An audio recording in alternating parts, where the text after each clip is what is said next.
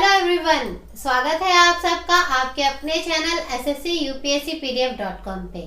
तो गाइस, हमारा चल रहा है मेडिवल हिस्ट्री का सेशन, जिसमें आज हम पढ़ेंगे तुगलक डायनेस्टी के बारे में। और लास्ट हमने किसके बारे में पढ़ा था? हमने पढ़ा था खिलजी डायनेस्टी के बारे में। अच्छा, जो नए बच्चे हैं मैं उन्हें बता दूं कि हम अपनी एशियन हिस्ट्री पूरी कवर कर चुके हैं और अब जो हमारे सेशन चल रहा है वो है मेडिवल हिस्ट्री का, जिसमें आज हम पढ़ेंगे तुगलक डायनेस्टी के बारे में। तो जिन बच्चों ने पुरानी वीडियोस नहीं देखी है जाके विजिट करें, लिंक नीचे डिस्क्रिप्शन बॉक्स में गिवन है और नोट्स आपको बिल्कुल फ्रीली प्रोवाइडेड किए जाएंगे हमारी वेबसाइट पे, तो आप वहां पे भी जाके विजिट कर सकते हैं। तो अच्छा बच्चों, चलो आज का सेशन स्टार्ट करते हैं तुगलक डायनेस्टी के बारे में। अगर आपको याद होगा तो मैंने आपको बताया था कि खिलजी के बारे में, जब उनका अंत कैसे हुआ था, कि खिलजी डायनेस्टी के जो लास्ट रूलर थे उनको किसने मारा था? तुगलक डायनेस्टी के एक शख्स जिनका नाम था गाजी मलिक, उन्होंने जो है खिलजी के रूलर को किल किया था, मार दिया था।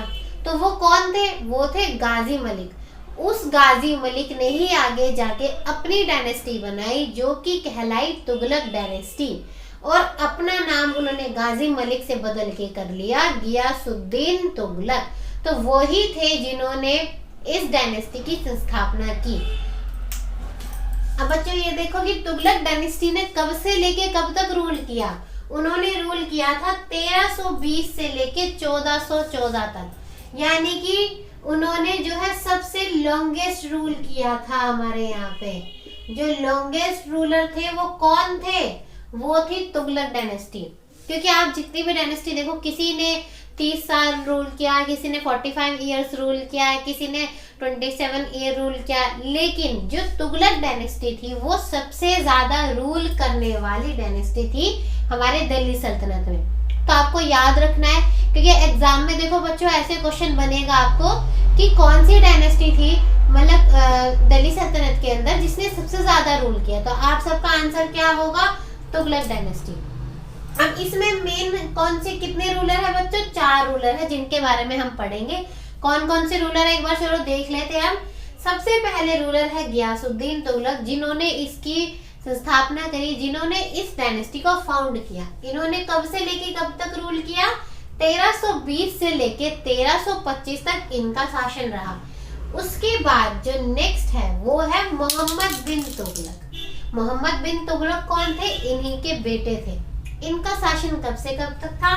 इनका शासन था 1325 से 1391 तक, 51 तक। उसके बाद नेक्स्ट आए हमारे फिरोज शाह तुगलक, जिन्होंने रूल किया 1351 से 1388 तक। जो लास्ट रूलर है वो है आफ्टर फिरोज शाह तुगलक, और इन्होंने कब से लेके कब तक रूल किया बच्चों? 1388 से लेके 1414 तक। तो ये 4 रूलर है हमारे जो तुगलक डायनेस्टी के अंदर आते हैं। लेकिन अगर एग्जाम पॉइंट ऑफ व्यू से देखा जाए कि सबसे ज्यादा जरूरी कौन से 2 रूलर हैं जिनसे सबसे ज्यादा क्वेश्चन बनते हैं, तो जो सबसे ज्यादा क्वेश्चन बनेंगे वो बनेंगे हमारे मोहम्मद बिन तुगलक और फिरोज शाह तुगलक से। तो यहाँ से हमें सबसे ज्यादा क्वेश्चन एग्जाम में देखने को मिलते हैं। तो सबसे ज्यादा डिटेल में हम किन के बारे में पढ़ेंगे? इनके बारे में पढ़ेंगे। चलो देखो बच्चों, जिसने इस डायनेस्टी को फाउंड किया, जो इसके फाउंडर है, उससे भी क्वेश्चन बन जाता है। थोड़ी बहुत नॉलेज हमें उनके बारे में भी होनी चाहिए कि उन्होंने क्या क्या मेन चीजें करी अपने शासन के काल में। तो बात करेंगे देखो गियासुद्दीन तुगलक के बारे में। जो गियासुद्दीन तुगलक थे वो ही थे फाउंडर तुगलक डायनेस्टी के। जैसे कि मैंने आपको बताया कि ये कौन थे? फाउंडर थे तुगलक डायनेस्टी के।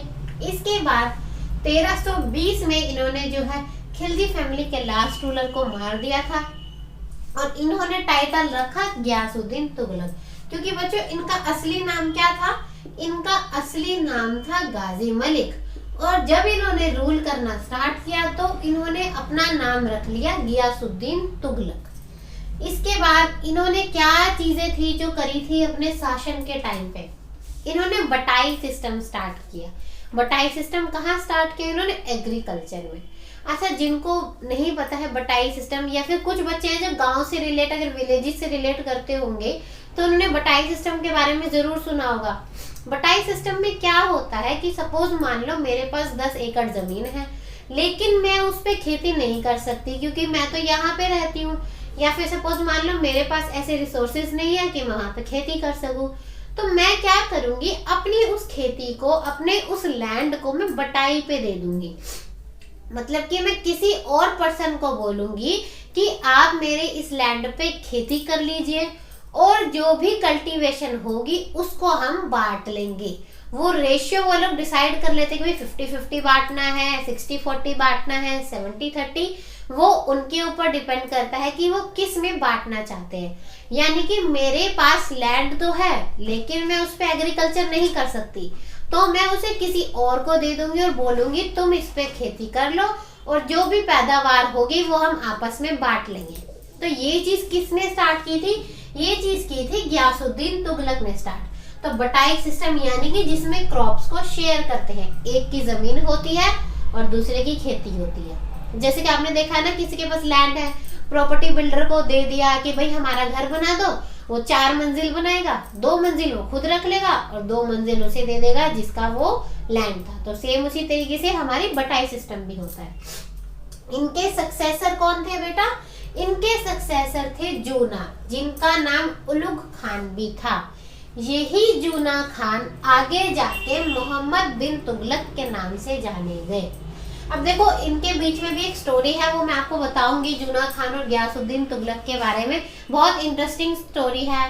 और जो जूना खान थे ये भी बहुत इंटरेस्टिंग टाइप ऑफ पर्सन थे। अभी जब हम पढ़ेंगे ना बच्चों, आपको सब चीजें क्लियर होंगी। आपको एक बहुत अच्छी स्टोरी बताऊंगी इनके बारे में। पहले हम पढ़ लेते हैं गयासुद्दीन तुगलक के बारे में ही, जिनके बारे में हम पढ़ रहे हैं। इन्होंने जो है तुगलकाबाद फोर्ट, जो कि दिल्ली के अंदर है, तुगलकाबाद एरिया भी है, तुगलकाबाद फोर्ट भी है। ये जगह किसने बनाई थी? ये गयासुद्दीन तुगलक ने ही बनाई थी। और जो इनकी डायनेस्टी का नाम था तुगलक, इसी के नाम पे इन्होंने नाम रखा तुगलकाबाद फोर्ट एंड तुगलकाबाद जगह। अब देखो तुगलकाबाद की क्या खास बात थी कि इन्होंने तुगलकाबाद फोर्ट जो है वो इसलिए बनाया कि वो इतना ऊंचा था कि वहां की छत से वो पूरा का पूरा दिल्ली देख सकते थे। एक ही बार में वो इतनी ऊंची जगह था कि पूरी दिल्ली पे वहां से नजर रखी जा सकती थी। लेकिन वो ही तुगलकाबाद जो फोर्ट है इनकी मौत का कारण बना। वो कैसे बना कि एक दिन वो गए दिल्ली का मतलब दौरा करने के लिए। उन्होंने सोचा कि वही तुगलकाबाद फोर्ट की ऊंचाई से मैं दिल्ली को देखता हूँ, तो देखते देखते वो उसकी छत से नीचे गिरे हैं। और जब इतनी ऊंचाई से वो नीचे गिरे तो उसी की वजह से उनकी मृत्यु हो गई। अब कहीं जगह लिखा है कि वो अपने आप गिरे, लेकिन कहीं कुछ हिस्टोरियंस ने लिखा है कि जो उनके बेटे थे जूना खान यानी कि मोहम्मद बिन तुगलक, उन्होंने ही उन्हें धक्का दे दिया था ऊपर से, जिसके कारण की वजह से उनकी मौत हो गई। तो अभी तक ये चीज पता नहीं लग पाई कि वो अपने आप गिरे थे या उनके बेटे ने उन्हें धक्का दिया था। अब देखो मतलब क्या था ना इन शासन वगैरह करने में रूलर्स, मतलब उनको इतना भी वेट नहीं था कि अरे तुम्हारे फादर के बाद तुम ही तो रूलर बनोगे। लेकिन उनको इतना वेट नहीं होता था रूलर बनने के लिए, तो वो अपने फादर को ही मार देते थे। इतनी ज्यादा भूख होती थी उनके अंदर सत्ता की। इसके बाद उन्होंने जो है गाजी के टाइटल से ही रूल किया। उनका नाम क्या था? गाजी रूल। तो उन्होंने गाजी का टाइटल ही यूज किया रूल करने के लिए। उन्होंने कोई राजा, जिल्लेलाही, जिले दरबार, कोई भी इस तरीके का टाइटल उन्होंने नहीं यूज किया था। उन्होंने क्या एक चीज स्टार्ट की थी जो एग्जाम में अक्सर आपको पूछी जाती है, जो पोस्टल सर्विस होती है ना, एक जगह से एक जगह चिट्ठी ले जाना, अपने मैसेजेस खत के द्वारा पहुंचाना। तो जो ये सर्विस थी बच्चों, ये किसने स्टार्ट की थी? ये भी स्टार्ट की थी गयासुद्दीन तुगलक जी ने। और इन्होंने क्या किया था कि खेतों में पानी आने के लिए, इरिगेशन सिस्टम को डेवलप करने के लिए इन्होंने कैनाल्स बनाई। मतलब जो गंगा जमुना है, फिर कोई भी सतलुज रिवर है कह लो, तो वहां पे इन्होंने कैनाल्स बनाए जिसके थ्रू इरिगेशन फैसिलिटी को डेवलप किया गया इनके जगह पे, ताकि खेतों में सिंचाई के लिए प्रॉपर तरीके से पानी मिल सके लोगों को। तो इसलिए इनका रोल कैनाल सिस्टम को बिल्ड करने में भी जाता है।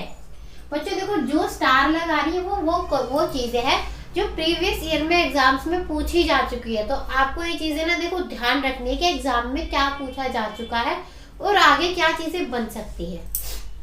अब यहाँ से मैंने आपको बताया कि छत से गिर के उनकी मौत हो गई थी।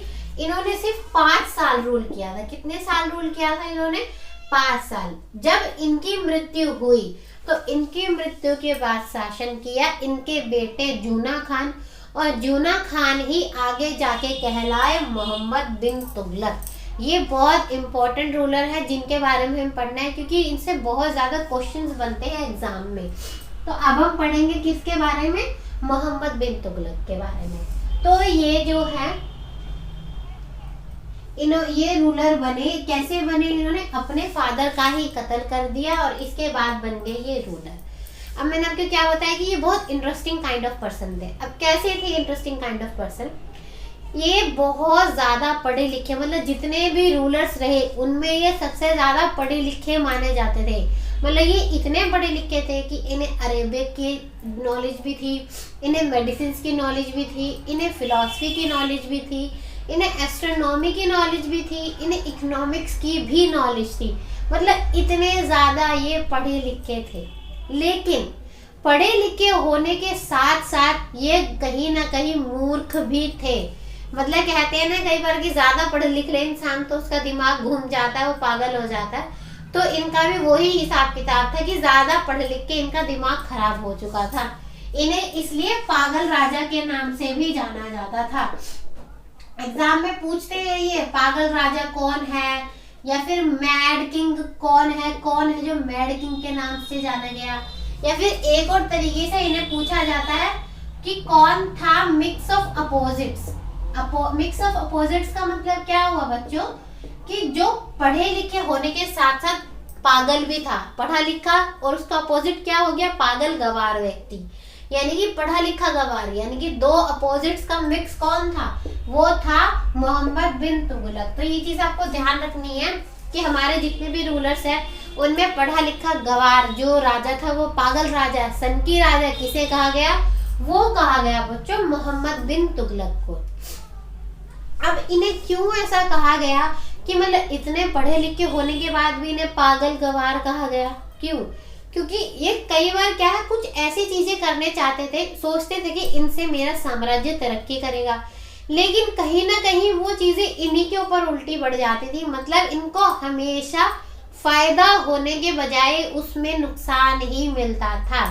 मतलब वो कर तो देते थे चीज और उनको लगता था कि हाँ भाई मैंने तो बहुत अच्छी चीज कर दी और मुझे तो बहुत फायदा होगा, लेकिन उतना ही ज्यादा नुकसान में इनका साम्राज्य, इनकी खजाना उतना ही ज्यादा खत्म हो जाता था जितना वो उसे बढ़ाने की कोशिश करते थे। और कहीं ना कहीं इनके इन्हीं कामों की वजह से लोग इनसे दुखी भी हो गए थे, इनके खिलाफ रिवोल्ट करने लग गए थे कि यार क्या पागल आदमी है यार, जब देखो यार हमारा नुकसान ही कराता रहता है। कहीं ना कहीं वो सोच के तो अच्छे के लिए चलते थे, लेकिन वो चीजें कहीं ना कहीं उन्हीं पे उल्टी हो जाती थी।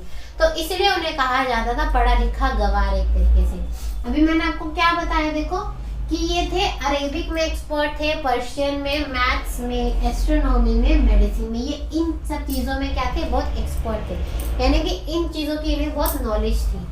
अब मैंने आपको बताया ना कि कुछ ऐसे काम करते थे जो इन पे ही उल्टे पड़ जाते थे। अब वो कौन कौन से काम है, जैसे इन्होंने 5 बहुत बड़े बड़े चीजें करनी चाहिए जो आगे जाके इन्हीं पे उल्टी पड़ गई। तो वो कौन सी चीजें हैं, सबसे पहला है बच्चों देखो टैक्सेशन इन डॉग। अच्छा डॉग क्या होता है, डॉग जो है नॉर्दर्न एरिया है ना, जो हमारा नॉर्दर्न एरिया में जो गंगा जमुना का एरिया है उसको डॉग बोला जाता था। तो इन्होंने क्या करा कि इस एरिया में इन्होंने टैक्स को बढ़ा दिया। मतलब वो टैक्स भी इन्होंने कब बढ़ाया, जब पूरी तरह वहां पे सूखा पड़ गया, लोग अकाल पड़ गया, भूख के मारे मरने लगे। तो मतलब अपनी जनता की मदद करने से तो ये गए, इन्होंने सोचा अपनी तिजोरी में खजाना और बढ़ाने के लिए टैक्स बढ़ा देता हूँ, और उस जगह पे उन्होंने टैक्स बढ़ा दिया। लेकिन लोगों के पास तो था ही नहीं कुछ, तो लोगों ने इसलिए भी इन्हें मूर्ख बोला कि हमारे पास तो खाने को पैसे नहीं है, इतना सूखा पड़ गया, और ये उसी चीज पे जो है टैक्स लगा रहा है। जब पानी की किल्लत है इतनी, तो पानी पे टैक्स क्यों दे हम, हमें तो प्रॉपर चीज मिल ही नहीं रही। तो इसलिए इन्हें कहा गया पढ़ा लिखा पागल। अब दूसरा क्या रीजन था, उन्होंने क्या किया, इनकी कैपिटल थी दिल्ली। मैंने क्या बताया था, दिल्ली सल्तनत के लोग थे वो अपनी कैपिटल बनाते थे दिल्ली का, लेकिन इन्होंने क्या किया, इन्होंने कहा कि मैं अपनी कैपिटल शिफ्ट करूंगा और अपनी कैपिटल बनाऊंगा मैं देवगिरी को। देवगिरी बच्चों महाराष्ट्र में एक जगह है जिसका नाम इन्होंने आगे जाके दौलताबाद कर दिया। क्या कर दिया? दौलताबाद। इन्होंने कहा कि मैं अपनी कैपिटल दिल्ली से बदल के देवगिरी यानी दौलताबाद कर दूंगा। अब इन्होंने क्यों ऐसा करना चाहा? इनका फिर दिमाग चला, फिर इनका दिमाग घुमा पढ़ा लिखा गवार वाला कि अब जो साउथ के एरिया है, अब मैं उनपे तो यहाँ से रूल नहीं कर पा रहा, मैं बैठा हूँ नॉर्थ में, और जो साउथ है वो तो मेरे से बहुत दूर है, मतलब मैं उस पर कंट्रोल नहीं कर पा रहा हूँ। तो अगर मैं कहीं सेंट्रल इलाके में बैठ जाऊं तो मैं वहां से जो है नॉर्थ को भी रूल कर लूंगा और साउथ को भी रूल कर लूंगा। तो ये चरखी घूमी उनके दिमाग में कि सेंट्रल में बैठता हूँ, वहां से नॉर्थ भी आएगा, ईस्ट भी आएगा, वेस्ट भी आएगा, साउथ, और मैं बन जाऊंगा पूरे देश का राजा। तो इसलिए उन्होंने बोला कि महाराष्ट्र में एक देवगिरी जगह है, वहां पे अपनी कैपिटल में बनाऊंगा। चलो ठीक है जी, आप चाहते थे बनाना, चलो आपने बना ली। अब कैपिटल बनानी थी तो अपने पॉलिटिकल काम कर लेते हैं वहां से सारे। नहीं जी, मैं तो अपने सारे दिल्ली के लोगों को भी साथ लेके जाऊंगा। तो उसने क्या करा, पूरे के पूरे दिल्ली के लोगों को भी कहा कि चलो तुम भी सारा अपना सामान लेके मेरे साथ चलो दौलताबाद, मैं वहां रहूंगा, मैं वहां से शासन करूंगा, तो तुम सब भी मेरे साथ वहीं रहो। मतलब खुद तो परेशान हुआ, लोगों को भी परेशान किया। अब बेचारे लोग जो है देवगिरी जाना था उन्हें दिल्ली से, तो कई लोग तो बेचारे पैदल चलते चलते रास्ते में ही मर गए। चलो किसी तरह कुछ लोग मर गए, कुछ लोग पहुंच गए वहां पे। लेकिन जब वो देवगिरी पहुंचे तो वहां पे भी सिचुएशंस इतनी आसान नहीं थी, क्योंकि देवगिरी यानी दौलताबाद एक ऐसा इलाका था जहाँ पे बहुत ज्यादा सूखा पड़ा हुआ था, जहाँ पे उस टाइम ड्रॉट फैला हुआ था, तो लोग वहां पे रह ही नहीं पा रहे थे। जब उसने देखा भाई देवगिरी में रहने से भी काम नहीं चल रहा मेरा, तो और मैं तो यहाँ आ गया, और जो दिल्ली नॉर्थ में से दूर हो गई थोड़ी। अब कुछ लोग जो है दिल्ली पे राज करने की कोशिश करने लगे, तो उसे लगा कहीं साउथ के चक्कर में राज करने में मेरी दिल्ली सल्तनत ही मेरे हाथ से न छूट जाए। तो फिर क्या करा, चलो जी वापस चलो दिल्ली। मतलब पहले तो जबरदस्ती करके सबको घसीट घसीट के ले आए दौलताबाद, अब कहने लगा नहीं चलो वापस दिल्ली चलो। तो मतलब कितनी ज्यादा तकलीफ उठानी पड़ी। मतलब लोग भी कह रहे कि अरे यार तुमने हमें यहाँ बुलाया क्यों था, जब तुझे हमें वापस वहीं ले जाना था। तो ये भी क्या हुआ, पढ़े लिखे गवार पढ़ा लिखा पागल वाला उनका एक फैसला था। ये देखो एग्जाम में ये बहुत जरूरी है, इनसे बहुत ज्यादा क्वेश्चन बनते हैं एग्जाम में कि उसके ऐसे कौन से 5 डिसीजंस थे जिसकी वजह से उसे पढ़ा लिखा गवार बोला गया। अब तीसरी चीज उन्होंने क्या करी, अब जैसे आपने देखा था ना हमारे यहाँ डोमिनेशन हुआ था, तो क्या हुआ था कि मोदी जी ने रात के रात जो है सारी जो है करेंसी बंद कर दी और नई करेंसी चालू कर दी। तो इनका भी दिमाग घुमा था, इन्होंने भी किया था ऐसा।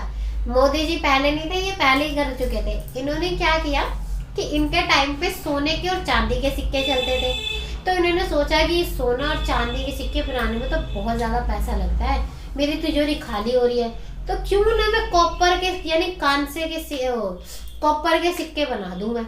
तो उसने कॉपर के सिक्के बनाने शुरू कर दिए और सोना और चांदी जो भी सिक्के थे वो सारे खत्म कर दिए। अब क्या हुआ कि कॉपर इतना सस्ता मटेरियल था कि पूर्व के जितने भी साम्राज्य में घर थे उन सब के घर में कॉपर होता था, और वो लोग भी अंदर ही अंदर छुप छुप के कहीं ना कहीं वो कॉपर के सिक्के बनाने लग गए।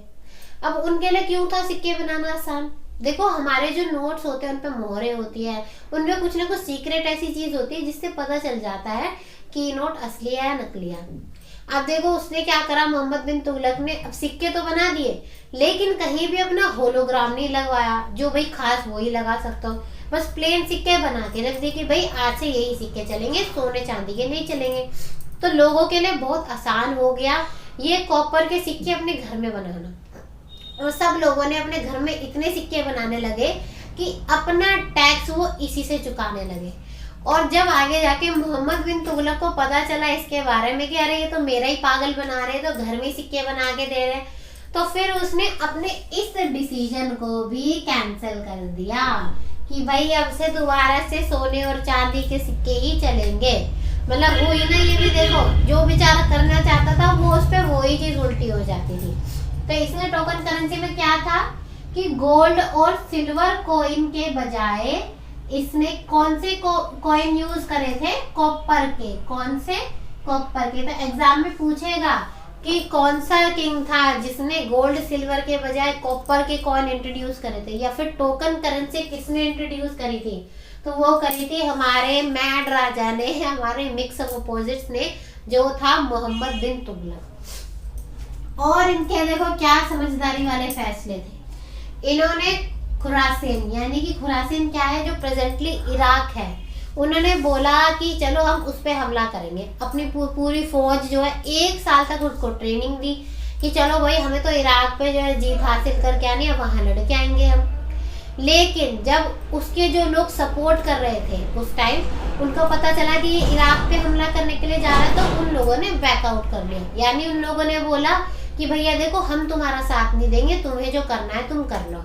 तो जब मोहम्मद बिन तुगलक को ये चीज पता चली कि कोई भी मेरा सपोर्ट नहीं कर रहा, तो जब तक उसे बहुत लेट हो चुका था, वो ऑलरेडी अपनी सेना आगे भेज चुका था कि जाओ तुम जाओ हमला करने, मैं आ रहा हूँ पीछे से। अब उसे पता चला कोई उसका सपोर्ट नहीं कर रहा, तो उसने क्या करा, अपनी आर्मी को वापस बुला लिया। मतलब इतना वो खर्चा किया उसको पहुंचाने में, ट्रेनिंग देने में, फिर उसे वापस बुला लिया। तो ये डिसीजन भी उसका फेल हो गया। यहाँ पे भी उसको हार माननी पड़ी, वही पागल राजा वाली बात साबित हुई। एक और इन्होंने महान काम किया। इन्होंने सोचा कि कराची क्या है, हिमालय की जगह है चाइना के वहां पे, कि भाई वहां हमला करता हूँ, वहां पे अपना साम्राज्य इतना दूर तक बसा लूंगा, सब पे राज करूंगा। तो इसने क्या करा, अपने सेना को भेज दिया कि जाओ तुम जाओ जंग जीत के आओ मेरे लिए। अब वो इतना बर्फीला, इतना ठंडा इलाका था कि बेचारे आधी सेना तो रास्ते में ही मर गई उस ठंड के मुकाबले, और जो कुछ आधी बची भी वो हार के ही वापस आई, क्योंकि जब सैनिक ही पूरे नहीं पहुंचे, उनमें इतनी ताकत, इतनी क्षमता ही नहीं थी कि वो उनसे लड़ चुके, तो वो हार के ही आते। तो ये डिसीजन भी उसका हो गया फेल। तो उस बेचारे के 5 डिसीजन जो उसने बहुत सोच समझ के लिए थे उसके हिसाब से, वो सारे फेल हो गए। तो कौन कौन से एक बार पढ़ लेते हैं दोबारा। पहला क्या था कि उसने नॉर्दर्न एरिया में टैक्स लगाया। दूसरा, उसने अपनी कैपिटल को दिल्ली से दौलताबाद यानी देवगिरी उसने ट्रांसफर करना चाहा। तीसरा, उसने टोकन करेंसी इशू की, यानी कि गोल्ड सिल्वर के बजाय कॉपर की इशू की। अगला, उसने इराक पे हमला करना चाहा। नेक्स्ट, उसने कराची यानी हिमालय चाइना वाले एरिया पे हमला करना चाहा। तो ये कुछ ऐसे फैसले थे जो हमेशा इसके अगेंस्ट में चलते गए। अब पढ़ते हैं आगे कि और इसने क्या क्या चीजें करी अपने साम्राज्य, अपने रूलिंग पीरियड के टाइम पे। उसने एग्रीकल्चर में भी एक डिपार्टमेंट का सेटअप किया, यानी एक डिपार्टमेंट बनाया उसने एग्रीकल्चर जो भी होती थी उससे रिलेटेड। और वो कौन सा डिपार्टमेंट था बच्चों? दीवाने कोही।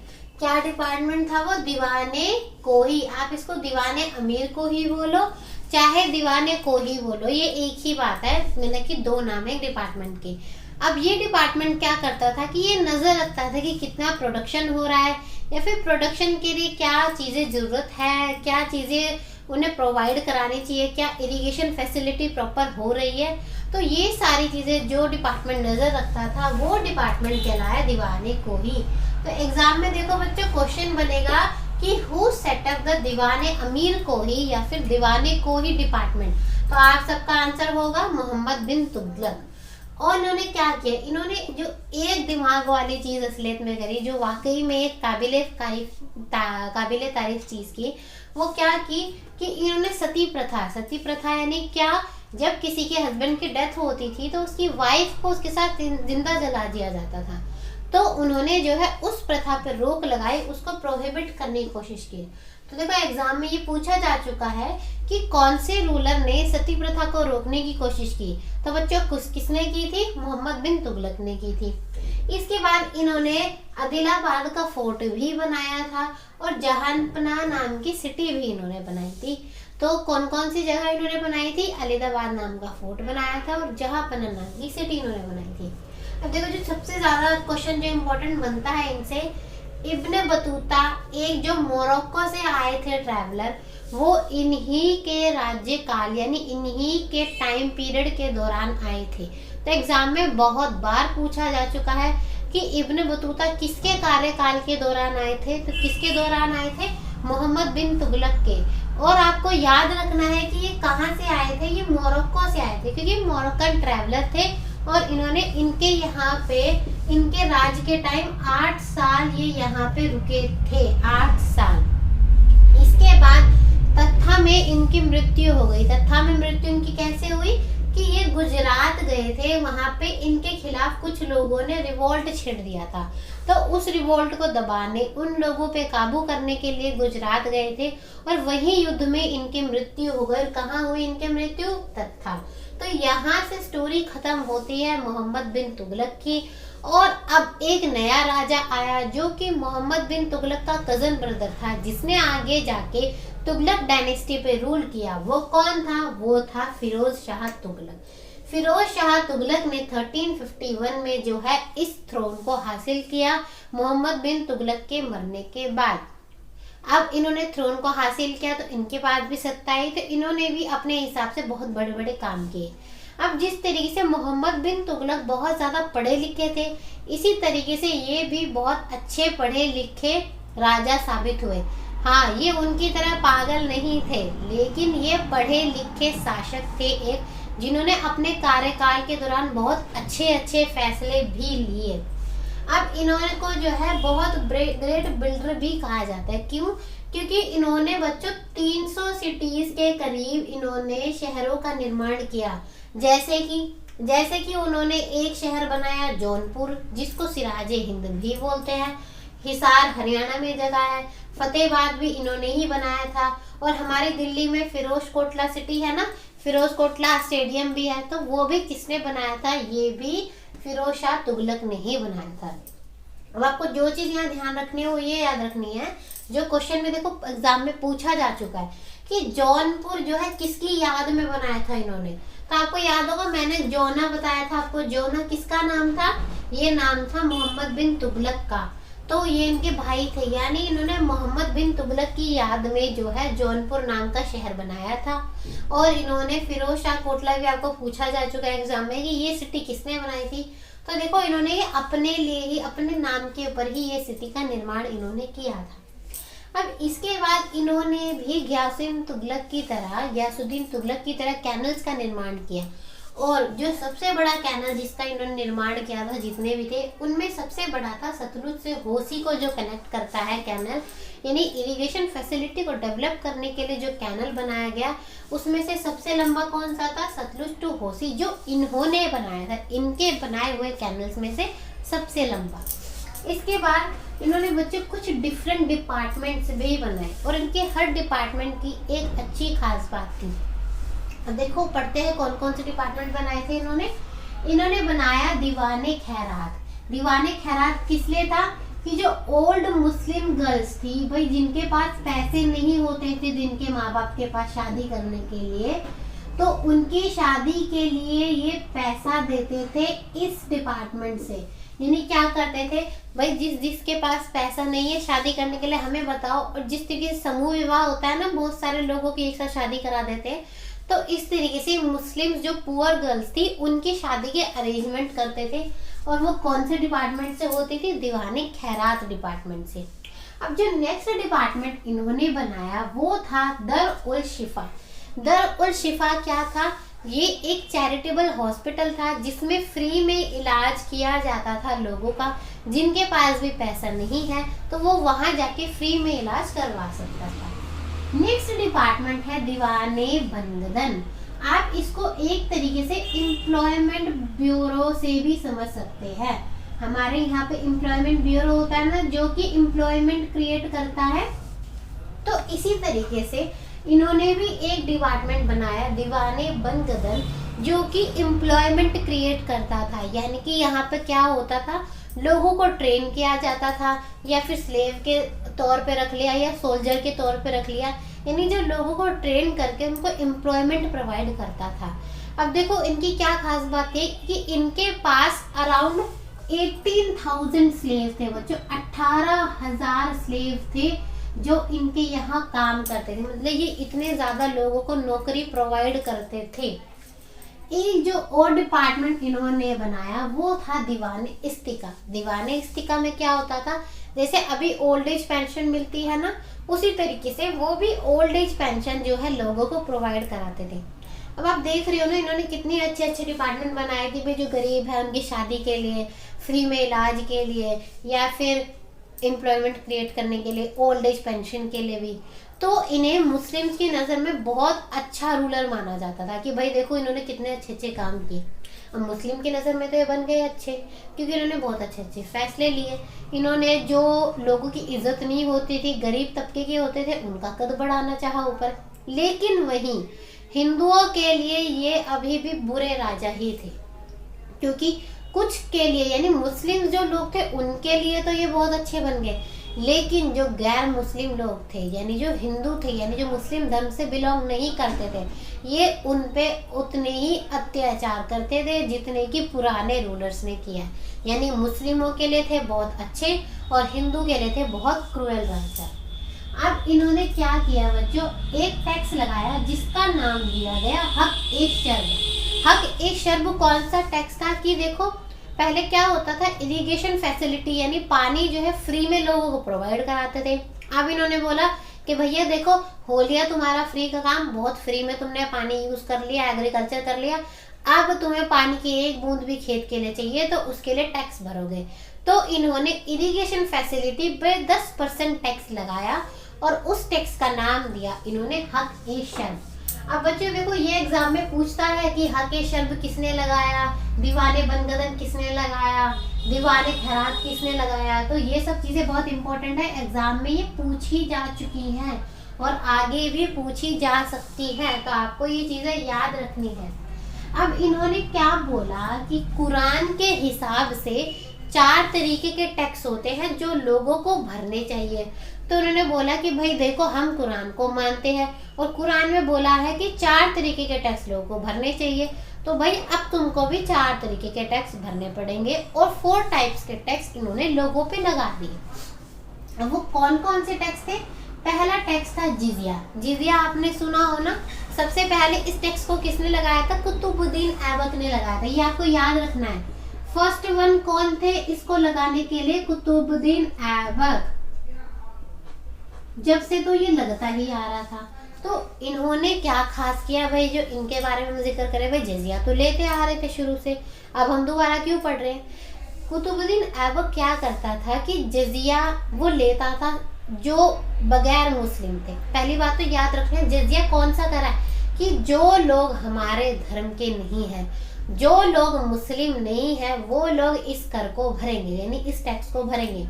लेकिन कुतुबुद्दीन ऐबक ने क्या किया कि ब्राह्मणों को इस कर से, इस टैक्स से फ्री कर दिया कि जितने भी हिंदू बचे उनमें से ब्राह्मण को हटा दो, बाकी सारे लोग पे करेंगे। लेकिन जब इनकी बारी आई फिरोज शाह तुगलक की, तो इन्होंने ब्राह्मण्स को भी इंक्लूड कर लिया कि अब ब्राह्मण भी इंक्लूड होंगे। अगर ये टैक्स नॉन मुस्लिम के लिए है तो ब्राह्मण्स भी तो नॉन मुस्लिम ही है ना, उन्हें क्यों इस टैक्स से अलग किया गया? उन्हें क्यों इतना ऊंचा दर्जा दिया जा रहा है हिंदुओं में कि भाई देखो तुम्हें तो टैक्स नहीं भरना, तुम तो बहुत ऊंची कास्ट के।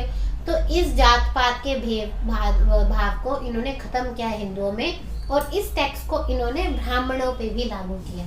तो एग्जाम में आपसे पूछेगा, क्वेश्चन बनेगा कि कौन सा ऐसा राजा था जिसने सबसे पहले जजिया कर ब्राह्मणों पे भी लगाया? तो किसने लगाया था? सबसे पहले ब्राह्मणों पे लगाया फिरोज शाह तुगलक ने। लेकिन जजिया कर की शुरुआत किसने की? शुरुआत की थी कुतुबुद्दीन ऐबक ने, जो कि स्लेव डायनेस्टी से थे। अब दूसरे टाइप का टैक्स कौन सा था? वो था ज़कत।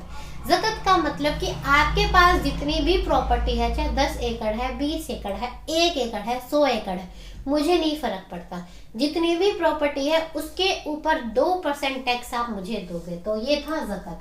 तीसरा था खर्च टैक्स, यानी कि आपकी जितनी भी पैदावार हुई है, जितनी भी आपने कल्टीवेशन की है, प्रोडक्शन जितनी भी है आपकी, उसमें से एक हिस्सा मेरा होगा और आपको मुझे वो एक हिस्सा एज अ टैक्स देना होगा, यानी कि 1/10 प्रोडक्शन एज टैक्स आपको मुझे देना होगा। नेक्स्ट उन्होंने लगाया खम्स।